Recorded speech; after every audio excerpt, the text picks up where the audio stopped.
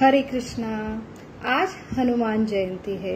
इस हनुमान जयंती के विशेष उपलक्ष्य पर हम हनुमान जी जो सबके प्रिय है, ऐसे हनुमान जी के कथा से बहुत सारे शिक्षा जो हमारे व्यवहारिक जीवन में, चाहे जो छोटे बच्चे हो, युवक हो या गृहस्थ हो या करियर ओरिएंटेड हो, सबके लिए बहुत सारे जो अलग अलग शिक्षाएं जो लेके आए हैं हनुमान जी। तो सबसे जरूरी है कि हमारी जो संस्कृति है, हर जो 15 दिन में या मास में अलग अलग फेस्टिवल लेके आती है। ऐसे ऐसे हमारे ओरिजिनल जो हीरो है, और ये सिर्फ हमारे जो माया नगरी के हीरो है वहां पे मनोरंजन मिलता है, लेकिन यहाँ पे मनोरंजन के साथ सबसे बड़ा आत्मरंजन और सबसे बड़ा जो है कि हमें ऐसे लाइफ जो चुनौती भरी लाइफ है हमारी, और ये चुनौती भरी लाइफ के लिए हमें बहुत सारे जो है गाइडेंस जो यहाँ पे हम देखते हैं कि हमें अलग अलग सेमिनार, जो मोटिवेशन सेमिनार अटेंड करने की हमें जरूरत होती है। तो ये सिर्फ अभाव है हमारे जो संस्कृति में है। ऐसे सारे जो किरदार उपस्थित है और विशेष किरदार विशेष तिथि पर अगर हम उनके बारे में श्रवण करते हैं तो सबसे बड़ा लाभ है कि उनके गुण हमें प्राप्त होते हैं। सबसे जरूरी ये लाइव जो है, जो कथा, जो हनुमान जी की कथा है या राम जी की कथा है, वो उनका श्रवण हम जो साल भर नित्य रूप से अगर कथन करते हैं तो ये हृदय की शुद्धता होती है, और ज्ञान के साथ हमें ऐसे ऐसे जो कैरेक्टर के लिए, हमारे गुण के विकास के लिए जो हमें सुविधा उपलब्ध की है, लेकिन वही जिनका गुणगान हम अगर विशिष्ट तिथि पे अगर करते हैं तो उनके श्रवण मात्र से ही उनके जो अंग में गुण है वो गुण हमें प्राप्त होते हैं। वही सबसे बड़ा जो हमारे लिए संधि उपलब्ध है कि श्रवण करना जरूरी है, और हम अगर विशिष्ट तिथि पे उनके बारे में अगर श्रवण करते हैं तो एक कृपा मिलती है। तो कृपा का अर्थ है लॉटरी। कृपा का अर्थ है कि हम अपने प्रयास से, अपने जो अथक प्रयत्न से जो हासिल करते हैं, तो उससे बहुत ही ये क्लिष्ट मार्ग है, और हम ये जो भी है रिजल्ट पाने में असमर्थ रहते हैं, और उसके बाद अगर पाते भी है तो हम अंदर अहंकार की भावना उत्पन्न होती है, और इसलिए हम बहुत सारे आशीर्वाद जो हमें अपने प्रयास से जो हासिल नहीं होता है उससे वंचित होते हैं। और एक है कृपा का मार्ग, जो हमारे वैदिक संस्कृति में ऐसे फेस्टिवल आते हैं तो वहां पे श्रवण का बहुत ही महत्व है। तो उसका सबसे जो फिलोसॉफिकल कारण है कि हमें श्रवण क्यों करना है, तो हमें ऐसा जो रेडीमेड जो कृपा बिना प्रयास का जो हमें हासिल होती है, ऐसा जो गुण हासिल होते हैं जो हमारे जो जीवन में हमें उसका पूरे जीवन में हमारे लाइफ जो है चैलेंजिंग है, और ऐसा जीवन खुद का भी आनंदमय और दूसरों का भी आनंदमय करने के लिए उद्धार है। तो हमें ऐसे गुण का विकास होने के लिए ऐसे कृपा द्वारा उनके गुण हमें उनके आशीर्वाद से प्राप्त होते हैं। तो आशीर्वाद जो कब मिलती है, जब हम झुकते हैं। जो लॉ है फिजिक्स का, जो हाई प्रेशर से लो प्रेशर तक जाने का जो नियम है, वही वैदिक संस्कृति का सबसे बड़ा संविधान है कि हम जितने नम्र रहेंगे, जितने हम खुद को छोटे समझेंगे, तभी हमें बड़े के सामने हम झुकते हैं तो बड़े की कृपा अपने आप मिलती है। उससे जो है नम्रता आती है, हम अहंकार से दूर होते हैं, और सबसे बड़ा जो लाभ है कि हमें ऐसे ऐसे जो प्राप्ति मिलती है जो हमारे प्रयास से भी नामुमकिन है।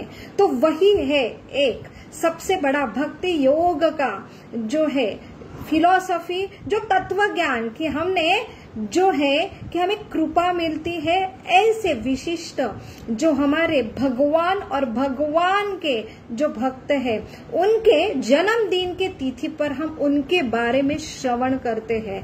तो यही सबसे बड़ा लाभ होता है। इसलिए हम हर फेस्टिवल में भगवान की तिथि है तो भगवान के बारे में श्रवण करते हैं, और भगवान के जो कथा है उनका गुणगान करके उनके गुण हमें कृपा के माध्यम से हमें प्राप्त होता है। और सबसे बड़ा है कि हम अगर विश्वास से अगर उसका श्रवण करते हैं तो पूरा लाभ हमें मिलता है। इसलिए विश्वास प्राप्त करने के लिए हमें कथा के पूर्व हम फिलॉसफी जो डिस्कस करते हैं कि वहां पे हमारा संबंध विकसित होता है कि ये हनुमान जी है क्या। तो हमारे जीवन में हमारे अंदर हनुमान जी उपस्थित है, हमारा और उनका बहुत ही जो है संबंध है वो हमें पता नहीं है, संबंध ज्ञान तत्व ज्ञान। इसलिए हम उनकी कथा में हम वो उनके लिए अट्रैक्ट नहीं होते, रुचि नहीं लेते और उसके लिए हम लालायत नहीं होते। फिर हम ऐसे जो बिना जो रुचि और बिना विश्वास से अगर श्रवण करने की तैयारी नहीं है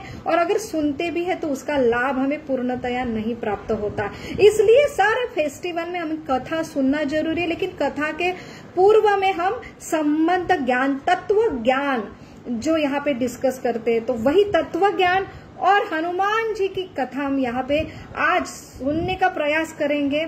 और कृपा जो है, जो भक्त की, जो हनुमान जैसे जो भक्त है उनकी कृपा प्राप्त करने के यहाँ प्रयास करेंगे। और प्रथम हम गुरु से और भगवान से जो है आशीर्वाद प्राप्त करने हेतु यहाँ प्रार्थना करेंगे। जैसे हनुमान चालीसा शुरू होते हैं पहली ही गुरु चरण आता है, तो यहाँ पे गुरु चरण का अर्थ रहता है कि हमारे हृदय में जो मैल है, अगर वो मैल हम नहीं मिटा सकते, लेकिन गुरु की कृपा से ये मैल मिटना जरूरी है, तभी हृदय में ये हम कथा श्रवण करके हमें कुछ हासिल होगा। जैसे कथा जैसे बोला जाता है, अगर भिखारी है और उसके प्लेट में पहले से बासी टुकड़े अगर उपलब्ध है, ऊपर से कोई अमीर खीर उसके परोसता है उसके प्लेट में, तो वो बासी जो पहले से ही उपस्थित रोटी है उससे और सब्जी है उससे ऊपर जो खीर मिली है वो क्या होता है, उसका जो महत्व है कम होता है या सही चीज से वो समझ नहीं पाता। इसलिए वो रुचि उपलब्धियां जो है हमारी, पहले गंदगी साफ करना जरूरी है। हमारी प्लेट जो हमारी हृदय उससे हम ये सुनते हैं, वो जो भाव से सुनते हैं, वो भाव पहले आने के लिए हम प्रथम गुरु को प्रणाम करते हैं नम्र रूप से, और वो गुरु की कृपा से हमारी जो प्लेट है हृदय है वो साफ होता है। तभी हमें जो अभी जो खीर प्राप्त होने हैं उसका रस हमें आस्वादन होने के लिए हम मदद होती है। इसलिए हम शुरू में गुरु से कृपा प्रार्थना के रूप में शुरुआत करते हैं। और आज का हनुमान जी का तत्व ज्ञान क्या है, ये हनुमान जी की कथा क्या है, उसका रस आस्वादन करेंगे। ओम अज्ञानतिमिरान्धस्य ज्ञानांजन शलाकया चक्षुरुन्मिलितमेन तस्मै श्री गुरवे नमः। नमो विष्णुपदाय कृष्णपिष्टाय भूतले श्रीमते भक्तिवेदांत स्वामी इति नामिने। नमस्ते सरस्वती देवे गौरवाणी प्रचारिणे निर्विशेष शून्यवादी पाश्चात्य देश तारिणे। वाञ्छाकल्पतरुभ्यश्च कृपा सिन्धुभ्य एव च पतितानां पावनेभ्यो वैष्णवेभ्यो नमो नमः। जय श्री कृष्ण चैतन्य प्रभो नित्यानंद श्री अद्वैत गदाधर शिवासादि गौर भक्तवृंद। हरे कृष्णा कृष्ण कृष्ण हरे हरे, हरे राम राम राम हरे हरे। मूकं करोति वाचालं पंगुं लंघते गिरिं यत्कृपातमहं वन्दे श्रीगुरु दीनतारिणं परमानंद माधवम श्री चैतन्यम ईश्वरम। हरे कृष्णा। तो यहाँ पे हम शुरू में गुरु का प्रार्थना और आशीर्वाद लेके यहाँ पे प्रयास करेंगे कुछ तो हनुमान जी के बारे में सुनने का। उनसे बहुत सारी शिक्षा है और वो हम यहाँ पे डिस्कस करने का प्रयास करेंगे। तो सर्वप्रथम हनुमान जी ये क्या है तत्व से, तो हनुमान जी ये रिप्रेजेंट करते हैं गुरु तत्व, जो हम सब जानते हैं कि हनुमान जी के बारे में यहाँ कौन है कि जो जानता नहीं है। तो कम से कम इतना पता है कि हनुमान जी ने ही सीता का जो है खोज करने का जो सबसे बड़ा यश उन्हें प्राप्त हुआ, और सीता और राम जी का जो मिलन हुआ है वो हनुमान जी की वजह से है। तो हनुमान जी एक गुरु तत्व है, जीव तत्व जो है सीता माता है और राम जी है भगवान है। तो यहाँ पे भगवान और जीव, ये भगवान और जीव एक दूसरे से उनका जो संबंध है वो एक दूसरे के अंश है, और जीव भगवान के बगैर नहीं रह सकता है, और जीव का आनंद ही है। भगवान संपूर्ण है और जीव अपूर्ण है, और हमने भगवान को छोड़ा है, हम भूल गए हैं, लेकिन भगवान हमेशा अंतर जो है, अंतर भगवान परमात्मा में रहते हैं रूप में, बाह्य रूप से सारा हमें व्यवस्था करते हैं, और ये सारा होने के बावजूद जो एक शक्ति है लादिनी आह्लादनी शक्ति रहती है, आच्छादन करने वाली माया देवी शक्ति है, उसके द्वारा हम वो आच्छादित करते हैं सही हमारा और भगवान का स्वरूप, कि हम भगवान के पूर्ण उनके ऊपर निर्भर है, और लेकिन हमने उनका त्याग किया है, और ये एक ही हमारी इच्छा पूर्ति के लिए ये आच्छादन जो एक शक्ति है माया शक्ति, उसके द्वारा हम भूल जाते हैं। लेकिन जो गुरु हमारे जीवन में आते हैं, जो हनुमान जी का रोल निभाते हैं, उनकी कृपा से फिर से एक जीव फिर से भगवान से मिलन होता है। तो राम सीता का मिलन करने वाले जो हनुमान जी है वो एक सबसे बड़ा गुरु तत्व है, और इसलिए सबसे रामायण तो इतना सुंदर है। और रामायण में अलग अलग कांड आते हैं, जो बाल कांड है, जो है अयोध्या कांड है, जो है अरण्य कांड है, किष्किंधा कांड है, सुंदर कांड है, और युद्ध कांड और उत्तर कांड। तो उसमें हम सब जो है उसका जो नामकरण है उससे समझ में आता है कि ये कांड किसके बारे में है। लेकिन सुंदर कांड जब आता है तो समझ में नहीं आता ये सुंदर कांड, ये हनुमान जी का वर्णन आता है, और इसको सुंदर कांड क्यों नामकरण किया गया है।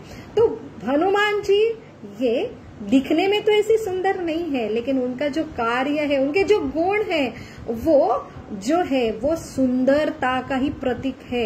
इसलिए उनकी कांड जो वर्णन है उसको सुंदर कांड यहाँ पे संबोधन किया जाता है। तो हम इससे सीखते हैं कि हमारा जो सुंदरता है गुणों के द्वारा है। जो हनुमान जी है, जो ज्ञान के साथ नम्रता है, तो यहाँ पे हमें ज्ञान जब मिलता है तो विद्या विनयता शोभते। तो हमें जब भी विद्या होती है, लेकिन वो विद्या का सौंदर्य जो विनयता में है वो बहुत ही मुश्किल है ऐसा कॉम्बिनेशन मिलना, विद्या और विनयता जो है हनुमान जी में है। तो ये हमें ये और उनका जो कार्य है, जो गुण है उनके, वो सबसे सुंदर है। इसलिए उनके जो वर्णन आता है सुंदर कांड, उनको संबोधित किया जाता है। तो ऐसे ये सुंदर हनुमान जी है, ये गुणधारी जो हनुमान जी है, जो नम्र है, अपने जो भगवान राम के असीम भक्त है, तो उनको अलग अलग नाम से पुकारा जाता है। जो है पवन पुत्र है, अंजनी पुत्र है, तो वहां पे हनुमान जी है, मारुति है और बजरंग बली है। लेकिन बजरंग बली ये नाम वज्र बली है, तो वज्र जैसा उनका बल है, इसलिए उनको वज्रबली संबोधित किया जाता है। मारुति अर्थात वो पवन पुत्र है, और अंजनी के गर्भ से उनका जन्म हुआ है, इसलिए अंजनी पुत्र है। लेकिन सबसे बड़ी जो उनका जो सबसे बड़ा है वो एक राम भक्त है। तो ऐसे ये राम भक्त हनुमान जी के बारे में आज यहाँ पे चर्चा करेंगे। बहुत ही आज का दिन पवित्र है, और ऐसे पवित्र दिन में हम भगवान के असीम भक्त है उनके बारे में यहाँ पे कथन करेंगे। उसका सबसे बड़ा महत्व क्या है कि हनुमान जी ये चिरंजीवी है। तो चिरंजीवी जो 7 चिरंजीवी है, तो जहाँ पे उनको अमरत्व मिला है, तो ये भौतिक जगत में ये चिरंजीवी है, तो उसमें ये चिरंजीवी हनुमान जी ये वरदान के रूप में उन्हें ये देह में वो रहते हैं जब तक प्रलय और सारे ये भौतिक जगत जब तक है तब तक वो यही देह में रहते हैं। ऐसे ये चिरंजीवी हनुमान जी, उन्होंने चिरंजीवी ये वरदान क्यों प्राप्त किया? उन्हें भगवान जो है कि ये देह में, जब हनुमान जी ये देह में ये ऐसे जो राम के अंश है, जो शिव जी के अंश है, लेकिन ये उनके रूप में स्वयं उनके स्वामी भगवान राम ने उनको आलिंगन दिया था, और ये आलिंगन ये एक देह में उन्हें प्राप्त हुआ था। इसलिए ये जो निस्सिम भगवान के भक्त ये ऐसा देह नहीं खोना चाहते। ये भौतिक जगत यहाँ पे ऐसा वर्णन आता है शास्त्र में, ये दुखालय है। यहाँ पे ऐसा वर्णन है कि हम एक क्षण भी नहीं रुक सकते, जो सच्चिदानंद स्वरूप है। लेकिन सच्चिदानंद स्वरूप होने के बावजूद यहाँ पे हमें शिक्षा के लिए, हमें ऐसा पनिशमेंट के लिए यहाँ भेजा जाता है। लेकिन भगवान के शुद्ध भक्त जो है अपने स्वामी, जो भगवान की सेवा के लिए ऐसे ये जेल जैसे भौतिक जगत में खुद की इच्छा से यहाँ पे और जो जीवों का उद्धार है तो यहाँ पे रहते। तो यहाँ पे जिनको चिरंजीवी ये वरदान मिला, क्योंकि उनको ये जो देह भगवान ने आलिंगन दिया है, ऐसा देह में कैसे उसका त्याग कर सकता हो। और सबसे बड़ा जो 2 बार उनको आलिंगन प्राप्त किया है। तो ऐसी कथा आती है कि सारा जब युद्ध होता है, सारे अयोध्या में वापिस आते हैं, तो वहां पे हनुमान जी जो है कि वहां पे राम जी को पूछते हैं। तो राम जी ने 2 डायरी बनाई थी। तो वहां पे उन्हें समझ में आया, तो पहले तो उनको पता चला कि राम जी ने एक डायरी बनाई जहाँ पे सारे भक्तों का नाम है, और वहां पे लिखा था कि ऐसे ये मेरे भक्त है जो मेरा स्मरण में निरंतर रहते हैं। तो ऐसी ये डायरी में हनुमान जी को बहुत ही आनंद हर्ष हुआ कि ये डायरी में कहाँ मेरा नाम है, क्योंकि ऐसी डायरी थी जहाँ पे जो भगवान के प्रिय भक्त है और वो नित्य भगवान का स्मरण करते हैं। तो पूरी डायरी उन्होंने खोज निकाली, तब वहां पे हनुमान जी का नाम ही नहीं था। तो हनुमान जी बहुत ही नर्वस हुए और भगवान से पूछा कि मैं तुम्हारा प्रिय भक्त नहीं हूँ, और यहाँ पे आपने जो लिस्ट लिखी है डायरी में, वहाँ मेरा नाम ही नहीं है। तो राम जी उन्हें उत्तर देते हैं, ये डायरी पता है, ये डायरी इनके लिस्ट के लिए बनी है, जो मेरे भक्त हैं, जो मेरे स्मरण में रहते, मेरा स्मरण करते हैं, लेकिन आप वो कैटेगरी में नहीं आते हैं। तो उन्होंने दूसरी डायरी दिखाई, वहां पे लिखा था ये ऐसे भक्त हैं जिनका मैं स्मरण करता हूँ। तो वहां पे हनुमान जी का पहला नाम था। तो ऐसे हैं हमारे भक्त जो भगवान उनके स्मरण करते हैं। तो वहां पे भगवान उनके पास से उन्होंने वरदान दिया, 2 बार उनको आलिंगन प्राप्त हुआ है। पहले जब उन्होंने सीता माँ का जो पता लगाया था और वापस आए इनका बड़ा प्रोजेक्ट लेके, जो किसी को भी पॉसिबल नहीं हुआ था, और लंका जाके उन्होंने सीता माता का जो खोज निकाल के उनकी एक निशानी लेके प्रभु रामचंद्र के पास आए। तो यहाँ पे हम मैनेजमेंट के बहुत सारे लेसन ले सकते हैं। ये सिर्फ भक्ति के लिए नहीं, हम ये चाहे कॉर्पोरेट जगत में हो, कोई भी इंडस्ट्री में हो, या कोई भी ऑफिस में हो, अपना खुद का व्यवसाय है, तो वहां पे हम हनुमान जी से ऐसे ऐसे लेसन ले सकते। उनकी जो वाणी है इतनी मधुर है, इतने ज्ञानवान है हनुमान जी, जिन्होंने स्वयं ऐसे, हम बहुत ही गर्वी होते कि हमने यूनिवर्सिटी, कौन सी यूनिवर्सिटी हमारी डिग्री है, तो ऐसी ये यूनिवर्सिटी जो है स्वयं सूर्य से उन्होंने ज्ञान प्राप्त किया था। वो पंडित है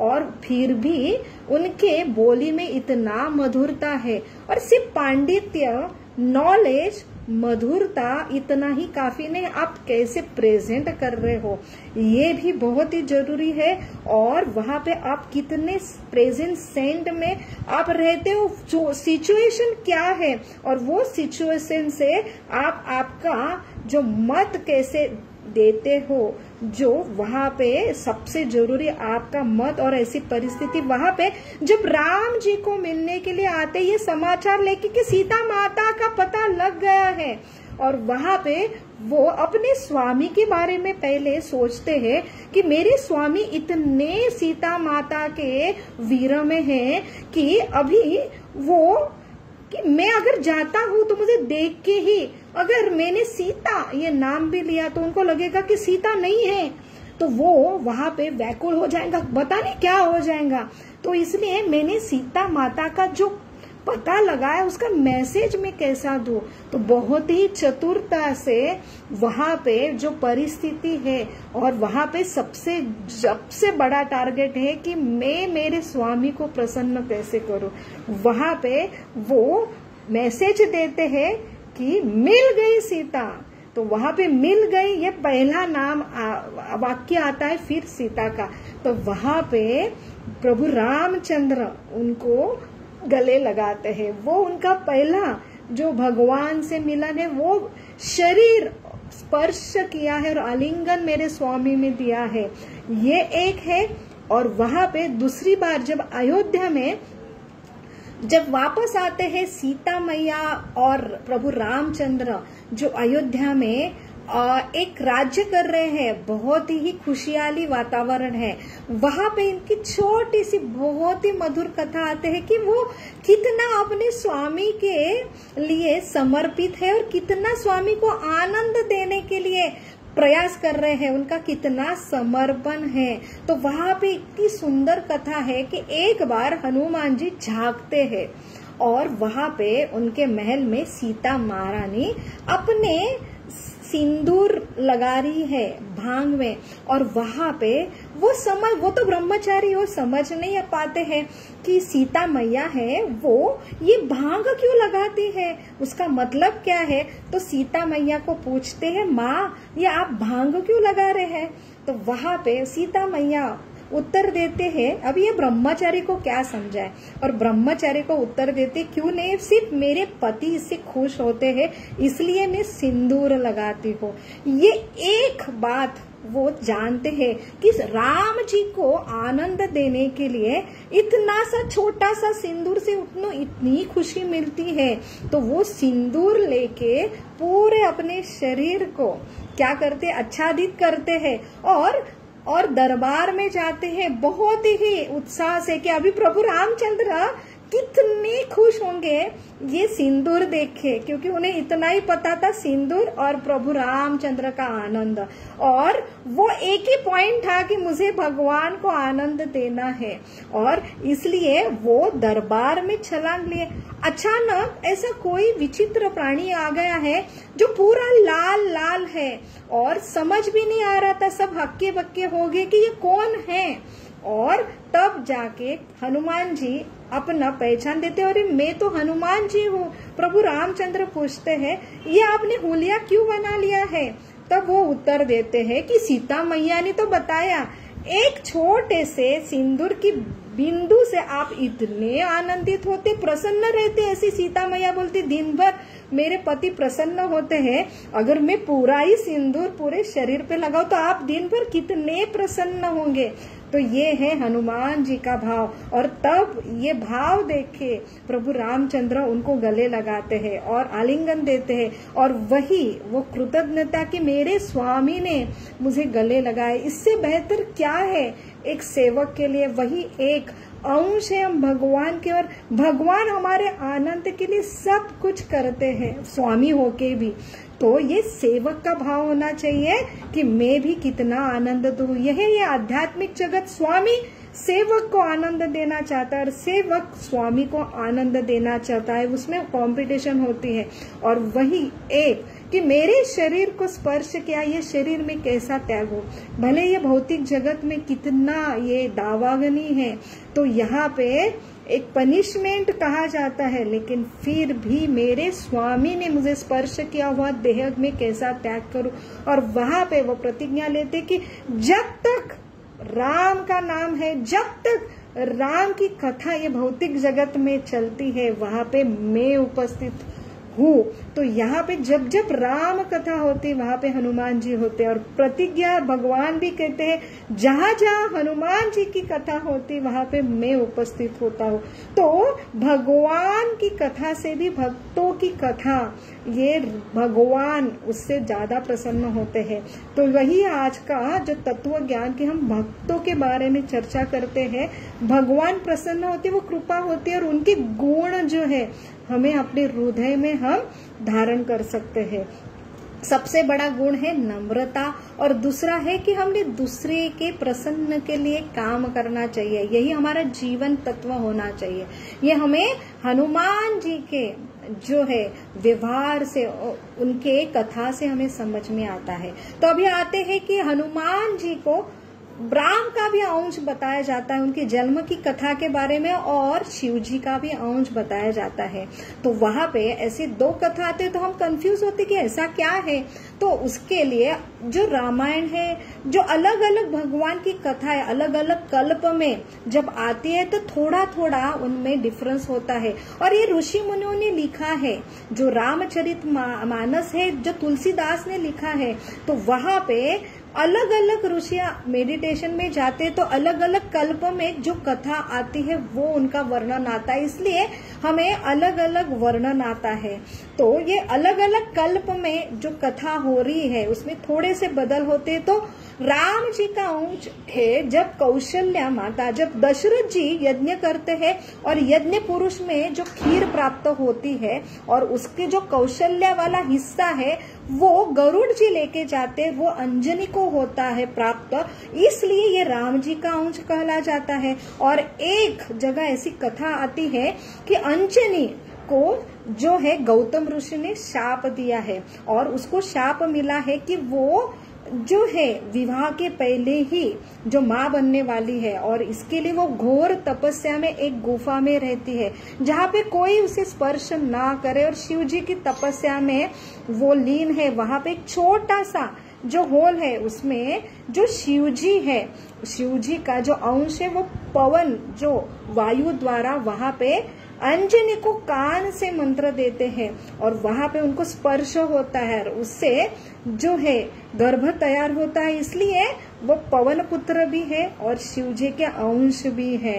तो यहाँ पे हमें उनके जन्म से जो है कि वो विशिष्ट जो शिव जी के और राम के अंश है। और यहाँ पे ऐसा कथा आता है कि स्वयं जो है कि जो शिव जी के ने व्रण लिया था रावण को, जो है उनको शाप मिला था कि रावण इतना उन्मत्त हो गया था कि स्वयं जो उन्होंने लंका जो अपने भाई कुबेर से छीन ली थी, जो रावण जी के पिता थे वो जो है विश्वश्रवा जो आते हैं, ये लंका की निर्माण एक्चुअली जो ओरिजिनल शिव जी और पार्वती के लिए बनाया गया है, विश्वकर्मा के लिए। और वहां पे ये रावण जो उनकी माता है कैकेयी, और वो विश्वश्रवा द्वारा ये छीन लेते हैं। उसके बाद वो कुबेर को होता है, कुबेर द्वारा वही कैकेयी जो आसुरी प्रवृत्ति की है, उनका जो पुत्र रावण है वो छीन लेता है।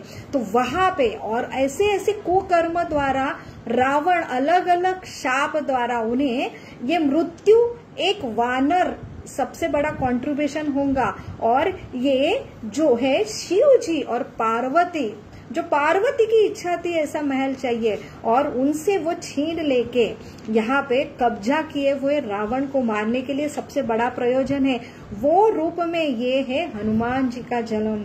और हनुमान जी का सबसे बड़े जो पूछ है, तो ये पूछ जो है पार्वती का रूप है। जो पार्वती जब शिव जी निकल पड़े अपने लीला भगवान के साथ कि यहाँ पे जब जो होती है कि धर्म की स्थापना और असुरों का नाम जो नाश होता है, यदा यदा ही धर्मस्य, तब यहाँ पे भगवान अपने पार्षद के साथ आते हैं। तो पार्वती शंकर जी से बोले आप तो चल रहे हैं, मैं भी पास साथ में आती हूँ। तो यहाँ पे शिव जी बोले मैं तो ब्रह्मचारी का रोल करने वाले, आपका तो कुछ काम नहीं है। पार्वती बोली मैं तो आपकी अर्धांगिनी हूँ, आपके बगैर कैसे रह सकती हूँ। तो वहां पे वो पूछ के रूप में उनके संग आते हैं। यही पतिव्रता स्त्री का धर्म है और वही पूछ है, उसके द्वारा ही लंका जलाई जाती है। तो ये एक वर्णन आता है शिव जी और पार्वती का जो कंट्रीब्यूशन है, जो धर्म की स्थापना के लिए आते हैं। तो वो हनुमान जी का जन्म जैसे होता है, ये ऐसे पराक्रमी हनुमान जी हैं और वो जन्म होते ही एक सूर्य को देखते हैं तो उनको लगता है ये बहुत ही आकर्षित लाल फल है, मुझे इसे खाना है, और जो छलांग लगाते हैं और सूर्य को जो है खाने जाते हैं, तब वो इंद्र द्वारा, सूर्य द्वारा जो है कि वज्र द्वारा उन्हें फेंका जाता है और वो हनु के ऊपर गिरते हैं और वहां पे बेहोश होते। तो हनुमान ये नाम उनको यहाँ से मिला है। और जब मूर्छित होते हैं तो पवन जो उनके पिता है वो बहुत ही क्रोधित होते कि मेरे छोटे से पुत्र को ये इंद्र के व्रज के द्वारा, यहाँ पे सूर्य के द्वारा उसको ये मूर्छादित हो गया है। तो वहां पे उनके जो पिता है पवन, वायुदेव, उनको एक गुफा में लेके जाते और पूरे सृष्टि का जो वायु है वो एक जगह ले लेते। सब कुछ श्वास लेना तकलीफ हो रहे सारे देव देवता को। तो वहां पे सारे देव देवता आते हैं और हनुमान जी को, ये छोटे बालक को अलग अलग सिद्धियां देते हैं। उससे अणिमा, लघिमा, जो सारी सिद्धि छोटा से छोटा बन सकते, बड़े से बड़े बन सकते, ऐसे अलग अलग सारे देव देवता से उन्हें वरदान प्राप्त होता है। तो वहां पे एक छोटी सी मधुर लीला आती है उनके बाल, जो उनका बाल लीला में कि नारद जी और हनुमान जी की कथा आती है। ऐसे ही ये अपने जो पिता है केसरी, उनसे वो समझते हैं कि सारे देव देवता आके गए, ये नारद जी के बारे में मैंने तो बहुत सुना है, नारद जी क्यों नहीं आए और उन्होंने मुझे कुछ वरदान ही नहीं दिया। तो नारद जी असीम भक्त और सबसे बड़ा जो है नारद जी बहुत ही सुंदर गाते हैं। तो वो मुझे उनसे गाना सीखना है और उन्होंने मुझे वरदान के रूप में उनका जो मधुर भजन है, वो गाने की जो कला है, मुझे वो प्राप्त करके आशीर्वाद में उनसे चाहिए, ऐसे जिद पे बैठते हैं। तो नारद जी आते हैं और वहां पे नारद जी से वो वरदान के रूप में है जो गाना भजन करना है वो तो प्राप्त करते हैं। और नारद जी जो भ्रमण करते हमेशा अपनी सेवा में, वो जल्दी जल्दी जाने का उनका रहता है। तो वहां पे वो जाने का प्रयास करे तो वहां पे हनुमान जी उनको रुकाते, रुको रुको, और आपने जो वरदान दिया है ना, मैं कैसे समझू कि मुझे वरदान मिला, मुझे गा के तो देखने दो। तो वहां पे मुझे गाना तो, मेरा गाना तो सुनो। जहां पे वो चालू करते हैं जो भगवान का भजन गाने के लिए, और वहां पे ऐसा वर्णन आता है नारद जी बैठे हैं एक पत्थर के ऊपर अपनी वीणा लिए हुए। तो वहां पे इतना सुंदर जो उनका गान है, वहां पे इतना बदल होता है, जो सॉलिड है वो लिक्विड हो जाता है, लिक्विड है वो सॉलिड होता है। तो वहां पे जो पत्थर है वो पिघल जाता है और जो वीणा है उसमें स्टक होती है पत्थर में, और वहां पे वो सारा ये वातावरण बदल होता है। नारद जी बहुत ही आनंदित होते हैं। गाना बंद होता है वहां पे, अभी फिर प्रयास करते कि अभी तो मुझे जाने दो, मैं तृप्त हो गया हूँ आपका मधुर गान सुन के। तो लेकिन वीणा तो नहीं निकल रही है नारद जी से। तो नारद जी बोलते हैं, अरे ए पवन पुत्र हनुमान जी, अभी फिर से आपको गाना पड़ेगा, आपके गाने से मेरी ये वीणा, पत्थर पिघल गया, फिर से गाएंगे, पत्थर जैसा पिघलता मैं तुरंत मेरी वीणा निकाल लेता हूँ, ये वीणा के बगैर तो मैं रह नहीं सकता। लेकिन ये नटखट हनुमान जी भागते हैं उनके पीछे, नारद मुनि मुझे वीणा दे दो, प्राप्त करके दे दो। और बहुत ही घुमा के घर में आते तो पवन जो देखते, जो केसरी देखते कि क्यों नारद मुनि को परेशान कर रहे हैं। तो वहां पे नारद मुनि बोलते हैं उसको बोलो ना गाना बोलने के लिए, तभी मुझे मेरी वीणा मिल जाएंगी। तो वहां पे ये नटखट जो हनुमान जी है वो उत्तर देते हैं कि ऐसे जो नारद मुनि है, आपने उनका वर्णन किया है, जो ऐसे वैष्णव शुद्ध भक्त है, उनके चरण हमारे घर में लगने के लिए मैंने ये क्या किया, उनको नटखटपना किया और तब जाके वो अभी मेरी इच्छा थी वो पूर्ण हो गई। नारद मुनि के चरण हमारे घर में लग गए। अभी वो गान शुरू करते हैं, पत्थर फिर से पिघलता है और वीणा प्राप्त होती है नारद जी की। तो वहां भी उनका चातुर्य हमें समझ में आता है। तो ये ऐसी है जो हनुमान जी बचपन से ही जो नटखट से उनको एक शाप मिलता है, उनकी सारी जो सिद्धियां है वो क्या होता है, विस्मरण होता है। ऐसे हनुमान जी जब उनके जो कैरेक्टर से हमें समझ में आता है कि उनकी मित्रता सुग्रीव से है। जो सुग्रीव जो है जो इंद्र के पुत्र है, तो वहां पे सुग्रीव और वाली जो इंद्र और सूर्य के पुत्र है, तो वहां पे उनकी मैत्री है। हमको मैत्री भी करना है तो कैसे किससे करना है। और जब प्रथम जो भेंट होती है राम जी की, वहां पे वो एक ब्राह्मण का वेश लेके जाते हैं। वहां पे जो पूछताछ करते हैं कि सुग्रीव ने उन्हें भेजा है कि कौन है देखो, वहां पे प्रभु रामचंद्र से पूछताछ करते और अपना ही पांडित्य वो बोलते ही जाते। लक्ष्मण बोलते हैं कि मुझे सुग्रीव से मिलना है, लेकिन वहां पे वो इंक्वायरी के भाव में है। सुग्रीव जो उनके स्वामी है, उनको वो क्या कर रहे हैं, उनकी सेवा कर रहे हैं। लेकिन जब लक्ष्मण बोलते हैं कि ये रामचंद्र है, तब वो तुरंत ही वो उनका भाव ये होता है कि मैंने मेरे स्वामी को नहीं पहचाना। और वहां पे वो मैसेज देते, देखो हम जब पंडित होते, बहुत ही हमारा पांडित्य होता है, तब गर्व की वजह से हम भगवान को नहीं समझ पाते। तो वहां पे वो बहुत ही पश्चाताप करते हैं, माफी मांगते हैं और अपने मूल स्वरूप पे आते हैं। तो वहां पे जो है वो हर उनके कथा में हमें शिक्षाएं देते हैं। तो वहां पे वो लेके जाते सुग्रीव, और वहां पे सुग्रीव जी भी राम जी को महत्व देते, लेकिन लक्ष्मण को नहीं आसन देते हैं। लेकिन वहां पे चतुर हनुमान जी जब वाली का वध के लिए वो जाते, पहले बार वाली को मार नहीं पाते हैं, और दूसरे बार क्योंकि वो लक्ष्मण जो गुरु तत्व है उनको वो सम्मान ना देके सिर्फ राम जी को सम्मान दे रहे थे, इसलिए उनको उनका काम नहीं हो रहा था। तब चतुर हनुमान जी बैठने के लिए आसन देते हैं। तो हमेशा अपने स्वामी के साथ, स्वामी के जो सेवक है उनको कैसे सम्मान देना, और ये हमें शिक्षा मिलती है। वही जो हनुमान जी सबसे बड़ी शिक्षा है कि जब सीता मैया की खोज के लिए जाते हैं और सारे असफल होते, कहाँ नामो निशान नहीं है, और वहां पे सारे जो वानर है वो अभी जो उपोषण के लिए बैठे कि अभी कैसे सुग्रीव के पास जाएंगे और बोलेंगे कि हमें सीता नहीं मिली, उससे अच्छा है वो मारेंगे तो हम ही उपोषण करके हम मर जाते। और उपोषण के लिए तब वहां पे चतुर हनुमान जी बोलते अभी मरना ही है तो राम कथा करेंगे।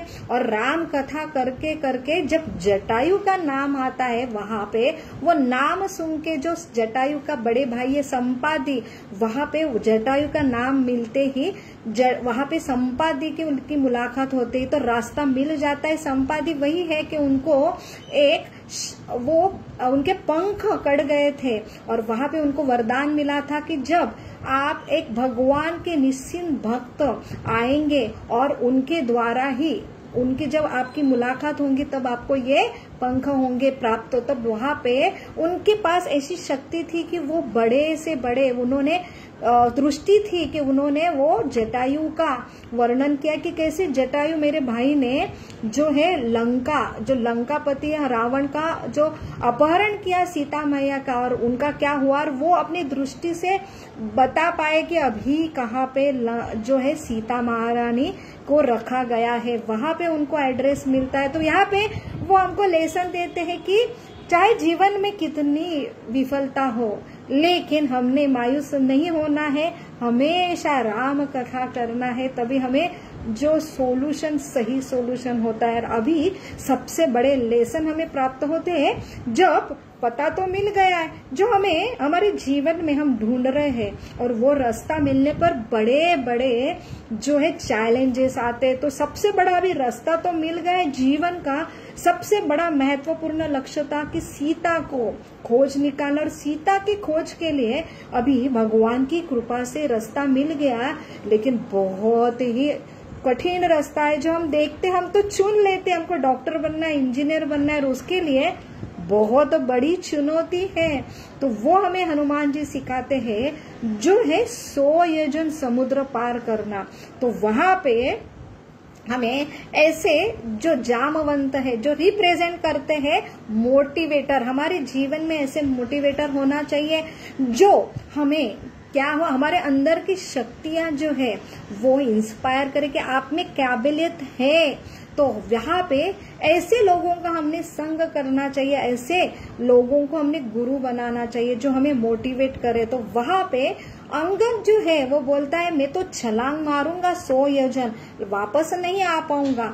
जामवंत जो सबसे वरिष्ठ है, मैं बोलता हूँ मैं अभी इतना बूढ़ा हो चुका हूँ कि मेरे लिए ये पॉसिबल नहीं है। लेकिन वहां पे वो तो अभी वो विस्मरण हो चुके अपनी शक्तियां के। तो जहाँ पे जामवंत अंगद ये बहुत ही शक्तिशाली है हनुमान जी के सामने, वो अपने मायूस होके अभी मैं कैसे मेरे स्वामी की सेवा करूं, ये जब वो स्मरण में वहां पे बहुत ही वो तीव्रता से प्रार्थना कर रहे हैं, और वहां पे हमारी इच्छा हो तो मार्ग कैसा मिलता है। तो जामवंतों की दृष्टि वहां पे चलती है, मिलती होती है हनुमान जी के ऊपर, और हनुमान जी को वो याद दिलाते कि आप में सब शक्तियां उपलब्ध है, अभी सही समय है। तो ऐसे 100 योजन पार करके और वहां से फिर से वापस आने का बल सिर्फ हनुमान जी के लिए। जब उनको ये स्मरण किया जाता है तो बिना कोई संदेह ले वो अपने मिशन के लिए चल पड़ते हैं। और वहां पे 3 चैलेंजेस उनको आते जो हमारे जीवन में भी बहुत बार आते। तो हनुमान जी की बहुत ही सुंदर लेसन है जब वो छलांग मारते समुद्र के ऊपर। तो पहला चैलेंज है जो आता है मैनाक पर्वत। तो मैनाक पर्वत ये पवन पुत्र हनुमान जी को देखे जो नीचे समुद्र में रहता है। तो पहले के जमाने में पर्वतों को पंख हुए करते थे, और ये जो वज्र से, इंद्र के वज्र से सारे पर्वत के जो पंख नष्ट हुए थे, तब पवन जो वायुदेव है उनकी कृपा से ये मैनाक पर्वत ये छिप गए थे। और अभी देखे ये उनके वजह से ये पुत्र अभी छलांग मार रहे, थके हैं, उनको अभी मैं विश्राम के लिए बाहर आता हूँ। ऐसे ऐश्वर्य पूर्व मैनाक पर्वत बाहर आते अपने जो कृतज्ञता का जो है कि उनके वजह से मैं आज भी, मेरा जो है अस्तित्व उनके वजह से, उनके पिता के वजह से, तो क्यों नहीं मैं ये पुत्र की सेवा करूं। और उनको वो रिक्वेस्ट करते कि आप बहुत थके हैं और आपको बहुत बड़ा काम करना है, आपको बहुत शक्ति लगेंगे, पहले थोड़ा विश्राम तो ले लो और फिर आपकी ये है ना जो आपका मिशन है सक्सेसफुल होगा।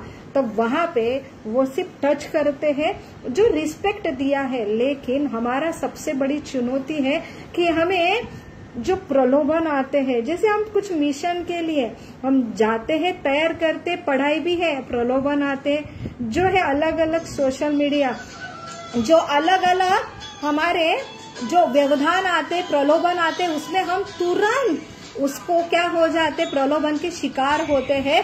और वहां पे हम उनके क्या होते, शिकार होते हैं, और हमारा जो मेन टारगेट है वो हमारा क्या हो जाता है, वही हमारी आधी शक्ति नष्ट होती है। तो हनुमान जी बहुत चतुर है, वहां पे वो बिना कोई अपना समय गवाए वहां पे सिर्फ रिस्पेक्ट करते, वहां पे वो आराम। बहुत सारे हमें ऐसा चैलेंज आते हैं कि हमको आराम करने के लिए हमें प्रलोभन, कि हम कैसे हमारे टारगेट से फिर हम बाजू हो। तो वहां पे हमें लेसन मिलता है कि हमें मिशन है, समय कम है, वहां पे हम आराम के लिए, हमने आराम के लिए समय नहीं देना चाहिए। तो वहां पे वो आगे जाते हैं। दूसरा चैलेंज आती सूरसा राक्षसी। जो सूरसा है वो क्या है, एक जो नाग कन्या है, वो देवता द्वारा भेजी जाती है, जो समुद्र में हर कोई समुद्र के ऊपर से प्रवास करता है, उनको वो एक मगरमच्छ के रूप में खाती थी, उनको वहां से वो जाने नहीं देती। यहाँ पे देव देवता जानबूझ के हनुमान जी के रास्ते में उनको भेजा जाता है, और वो बड़ा स्वरूप लेती है और हनुमान जी को कहते आप मेरे मुझे लांग के आप आगे नहीं जा सकते, और वो बड़ा सा रूप लेती है और खाने की कोशिश करती है। वहां पे वो जितनी बड़ी होती है उतने हनुमान जी और बड़े होते, और वो बड़ी होती है और हनुमान जी बड़े होते, और हनुमान जी बड़े होते और वो बड़े निगलने के लिए बड़ा सा वो मुंह करती है। तो ऐसा ये कंपटीशन चलता है। लेकिन चतुर हनुमान जी तुरंत क्षण में छोटे अंश के जैसे होते, उनके जो बॉडी से 100 लोग होते हैं, फिर से मुंह से बाहर आते हैं और बोलते हैं दंडवात प्रणाम माता जी, आपकी इच्छा थी कि मैंने आपके शरीर में प्रवेश करना था, लेकिन मेरा मिशन बहुत ही जरूरी है, मुझे जाने दो। और वहां पे वो खुश होते, अपना स्वरूप लेते आती, मैं बहुत ही खुश हो गई। तो यहाँ पे हमें समझ में आता है हमारे जीवन में ऐसे शुरू में कॉम्पिटिटर बहुत आएंगे, लेकिन यहाँ पे हम छोटा बड़ा, मैं उसको साबित करना चाहती हूँ कि मैं कितना बड़ा हूँ, और इसके छप्पर में मैं बड़ा वो बड़ी, मैं बड़ा वो बड़ी, ये करते करते हमारा जो सही मिशन है वो हम हमारा भूल जाते हैं। तो यहाँ पे ये बड़ा लेसन मिलता है कि हमने छोटा बन के, हाँ बाबा तुम बड़े बाप के है, तू बड़ा मैं छोटा, और हमारे मिशन के लिए हमने कंपटीशन के ये उसमें ना चक्कर में पड़ के हमने आगे अपने मिशन में जाना चाहिए। तो वहां पे आगे जो तीसरा ऑब्स्टेकल आता है वो है सिंभिनी, जो है राक्षस प्रतीक करती है द्वेष ईर्ष्या का। तो वहां पे वो छाया पकड़ लेती है और वो निगलने की कोशिश करती हनुमान जी को। तो वहां पे हमारे मिशन में सबसे बड़ा जो ऑब्स्टेकल है कि हम ऐसे ये ईर्ष्या द्वेष का शिकार होते हैं, और वहां पे हमको उसको पूरा जो ईर्ष्या द्वेष को खत्म करना चाहिए, ऐसा मैसेज हमें हनुमान जी देते हैं। और वहां पे हनुमान जी सिंभनी को जो वध करते हैं और अपने वो नेक्स्ट मिशन के लिए छलांग मारते हैं, और लास्ट में लंकिनी आती है और वहां पे उनको वरदान आता है। वो पहले उनको बोलती है कि लंका में आप प्रवेश नहीं कर पाते, और वहां पे वो एक बड़ा सा छापड़ लगाते हैं जो है लंकिनी को गिर जाती है। वहां पे उन्हें एक वरदान रहता है कि वो एक शापित जो है, वहां पे उनको वरदान रहता है कि जब एक वानर आएगा और आपको जो छापड़ लगाएंगा तब अपने मूल स्थिति में आप आएंगे। तो वहां पे सबसे लास्ट है लंकिनी, और वहां पे वो प्रवेश करते ब्रह्मचारी होके भी उनका जो मिशन है, जो एक स्त्री को खोजना, तो बहुत ही मुश्किल था। और ऐसे ऐसे उन्हें पता नहीं था, वो ऐसे ऐसे बड़े बड़े महल में गए, वहां पे स्त्री ऐसे ऐसे जो रात के समय ऐसे जो कंडीशन में थे, वहां पे नजदीक जाते वो निहारते थे, ये तो बहुत सुंदर है, लेकिन ये ऐसी कैसे हो सकती। तो ये रानियां थी रावण की, ये इतने आराम से अपने प्रभु रामचंद्र से अलग होके ये इतने महल में आराम से सो ही नहीं सकते। तो हर स्त्री को उन्होंने जाके परखा, और वहां पे वो समझ में आते तो मैं तो ब्रह्मचारी ये काम क्यों कर रहा हूँ। और वहां पे उन्हें समझ में आता है कि नहीं नहीं, मैं तो भगवान के राम के मिशन में है। अगर हमारा जो उद्देश्य सही है तो हमारे मिशन में अगर कुछ भी हमें करना पड़ा, लेकिन हमारा उद्देश्य अगर सही है तो हमारा पतन वहां पे होता नहीं। बड़ा लेसन हमें मिलता है, और वहां से फिर उन्हें समझ में आता है सीता मैया जहाँ पे राम राम राम ये कंटिन्यूअस ये आवाज आती, वहां पे अगर कोई स्त्री है तो वो राम है। वहां पे अशोक वाटिका में पहुंचते हैं, वहां से कंटिन्यूअस निरंतर आवाज आ रही है राम की, तब वहां पे एक स्त्री है सुंदर। तो वहां पे वो अपनी जो अंगूठी है वो धीरे से सीता मैया को भेजते हैं, और वहां पे उनका मिलन होता है कि ये मेरी प्रभु रामचंद्र की सबसे बड़ी जो मेरी माँ है उनका वो है, उनकी भेंट होती, सबसे बड़ा मिशन सफल होता है। और वही ये हनुमान जी है।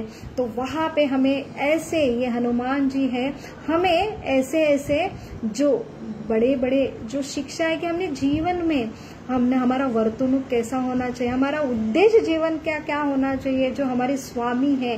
तो हम सारे लोग अपने अपने स्वामी, हम कोई स्वामी नहीं सिलेक्ट करते तो हम शरीर की सेवा करते हैं, हमारे मन की सेवा करते हैं और हमारे अहंकार की सेवा करते हैं। तो यहाँ पे हमारा जो सेवक जो हमारा मेन तत्व है वो तो करते हैं, लेकिन हनुमान जी हमें अपने जो उदाहरण से सिखाते हैं कि स्वामी का सेवक तो है ही आपको स्वामी अगर चूज करना है तो जो है स्वामी प्रभु रामचंद्र, जो प्रभु रामचंद्र जब विभीषण आते हैं शरण में, तो वहां पे सब संदेह लेते हैं कि विभीषण ये रावण का भाई है और अभी वो आया है यहाँ पे एक दूत बन के, तो वहां पे जासूस बन के आए, उसको वहां पे उनको खत्म करना चाहिए। लेकिन प्रभु रामचंद्र वहां पे कहते हैं कि अरे विभीषण, अगर रावण भी आता है मेरे शरण में तो उसे मैं क्या मेरा ये लंकापति बना देता हूँ। तो वहां पे भगवान स्वयं घोषणा करते हैं कि सकृन एव प्रपन्न ए तव अस्मि इति यचायते, तो अभयम सर्वदा तस्मै ददाति यत् व्रतम मम। मैं ऐसा व्रत लेता हूँ कि मेरे शरण में कोई भी आता है तो उसका जो है मैं पूर्ण तरह कि मैं उसके जवाबदारी दायित्व स्वीकार करता हूँ। ये मेरा व्रत है कि कोई भी है तो वहां पे वो बोलते अगर आप रावण को लंका देंगे तो विभीषण को प्रॉमिस किया है आपने, क्या देंगे? तो विभीषण को तो मेरा अयोध्या दे दूंगा। फिर अयोध्या तो आप भरत जी को देने वाले थे, तो भरत जी को क्या देंगे? तो मेरा जो साकेत धाम है वो दे दूंगा। और वहां पे आप साकेत धाम अपना शाश्वत धाम देंगे तो आप कहाँ रहेंगे? तो वहां पे वो उत्तर देते कि मेरे भक्त के हृदय में रहूंगा। ऐसे ये राम जो भगवान स्वामी है तो ये सही उनका चुनाव है। ऐसे हम अगर अपने सही स्वामी का चुनाव नहीं करते हैं, उनकी सेवा नहीं करते हैं, तो हमको तो सेवा करनी है, हम अपने शरीर के इंद्रिय के गुलाम बने जाते हैं और पूरे ये जन्म मृत्यु के चक्कर में हम पड़े रहते हैं। और ऐसे ये सही गुण से वंचित होने की वजह से, ना होने की वजह से, और सही स्वामी का सेवक ना होने की वजह से हम जन्म मृत्यु के ये ऐसे दावाग्नि भरे संसार में हम जन्मान से गोते खा रहे हैं। तो सबसे बड़ा लेसन है सही स्वामी चुनना, और सही स्वामी का जो सबसे बड़ा दास्य भाव है जो है हनुमान जी है। तो ये सबसे बड़े लेसन है। तो आज के दिन उनके बारे में सुनना, हनुमान चालीसा इतना सुंदर वर्णन एक एक है कि हम यहाँ पे भगवान का वर्णन और भक्तों का वर्णन ये अनंत है, उसके लिए अनंत शेष ना के अनंत शेष, अनंत जन्मों से अनंत समय से करे तो भी अपूर्ण है। ऐसे ये भगवान और भक्तों की ये कथा है। तो आप सभी को हनुमान जयंती की बहुत बहुत शुभकामनाएं। हरे कृष्णा।